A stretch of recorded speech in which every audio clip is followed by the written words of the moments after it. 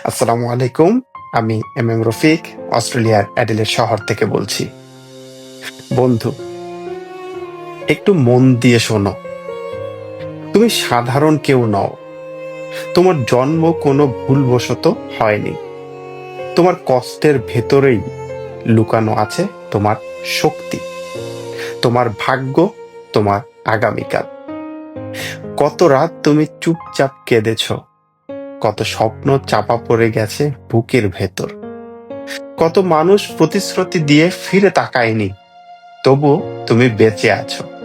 এটাই প্রমাণ তোমার গল্প এখনো শেষ হয়নি।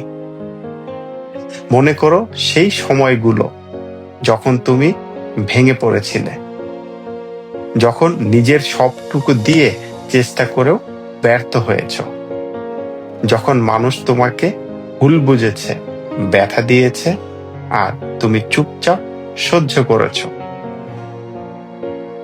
কিন্তু শোনো, হীরা তৈরি হয় চাপে, দৃঢ় মানুষ তৈরি হয় আঘাতে।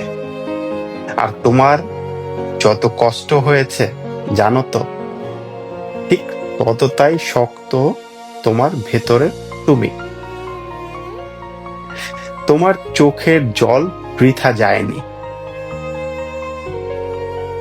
তোমার হারানো দিনগুলো বৃথা যায়নি, তোমার অদেখা যুদ্ধগুলোই তোমার পরিচয় গড়েছে। আজ তুমি যদি ভাবো আমার জীবন কি এমনই থাকবে, তবে মনে রেখো, আল্লাহ কাউকে অপূর্ণ রেখে দেন না। তা হয়তো দেরিতে আসে, কিন্তু আসে ঠিক সেই দিন যেদিন তুমি প্রস্তুত থাকো। তোমার ভেতরে দুটি আমি বাস করে,